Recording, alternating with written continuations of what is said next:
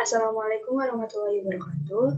Perkenalkan, nama saya Rinda Jin Septania, NIM D222020031003, kelas D2214. Di sini saya akan mempresentasikan tentang sistem peredaran darah pada manusia. Sistem peredaran darah merupakan suatu sistem organ sirkulasi darah yang terdiri atas jantung, komponen darah, dan pembuluh darah, yang berfungsi mengalirkan suplai oksigen dan nutrisi tubuh ke seluruh jaringan tubuh yang diperlukan untuk metabolisme tubuh. Cara kerja sistem peredaran darah. Darah terdiri dari jantung dan pembuluh darah.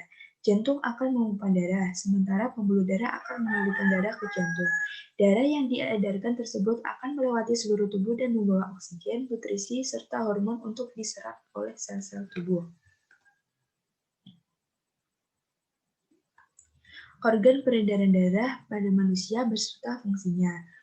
Bagian tubuh manusia yang berfungsi mengangkut dan mengedarkan oksigen serta sari-sari makanan ke seluruh tubuh adalah darah. Peredaran darah dalam tubuh kita terjadi melalui alat peredaran darah, yaitu jantung dan pembuluh darah. Yang pertama yaitu ada jantung. Jantung merupakan organ tubuh yang berfungsi memompa darah ke seluruh tubuh melalui pembuluh darah. Jantung terletak di dalam rongga dada sebelah kiri. Ukuran jantung orang dewasa kira-kira sebesar kepalan tangan. Jantung manusia terdiri atas 4 ruang, yaitu serambi kiri, serambi kanan, bilik kiri, dan bilik kanan. Pada jantung, bilik kiri bertugas memompa darah ke seluruh tubuh, sedangkan bilik kanan bertugas memompa darah ke paru-paru. Dalam keadaan normal, jantung manusia berdenyut sebanyak 70 kali setiap menitnya. Namun demikian, denyut jantung juga dipengaruhi oleh faktor-faktor seperti usia, jenis kelamin, dan kegiatan seorang setiap harinya. Yang kedua, ada pembuluh darah. Ada 3 jenis utama dan fungsi pembuluh darah, yaitu arteri yang membawa darah dari jantung, kapiler yang memungkinkan pertukaran air dan bahan kimia antara darah dan jaringan, dan pembuluh darah vena yang membawa darah dari jaring, dan pembuluh darah vena yang membawa darah dari jaringan, dan pembuluh darah vena yang membawa darah dari jaringan kembali ke jantung. Pembuluh darah arteri memiliki dinding yang kuat dan dinding yang juga bersifat elastis, sehingga mampu menahan tekanan yang kuat dan jantung.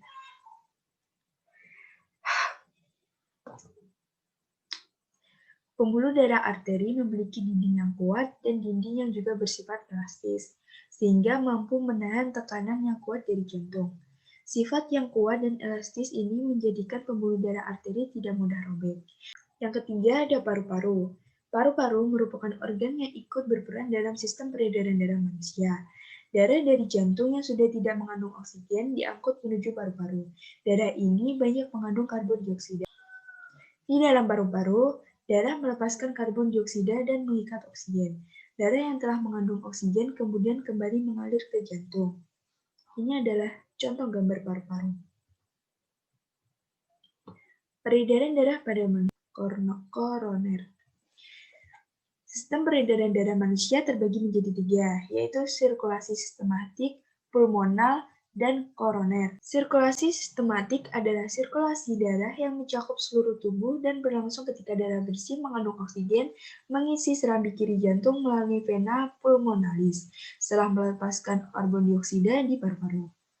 Yang kedua, sirkulasi pulmonal adalah sirkulasi darah dari jantung menuju paru-paru dan sebaliknya. Sirkulasi ini akan berlangsung saat darah mengandung karbon dioksida dan sisa metabolisme tubuh kembali ke jantung melalui pembuluh vena besar.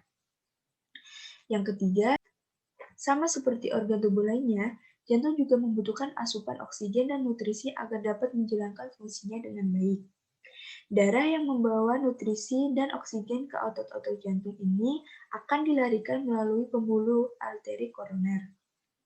Inilah yang disebut sirkulasi koroner. Di sini terdapat gambar peredaran darah pada manusia. Yang berwarna biru yaitu kaya dengan karbon dioksida, sedangkan yang berwarna merah yaitu kaya dengan oksigen. Sekian presentasi dari saya. Wassalamualaikum warahmatullahi wabarakatuh.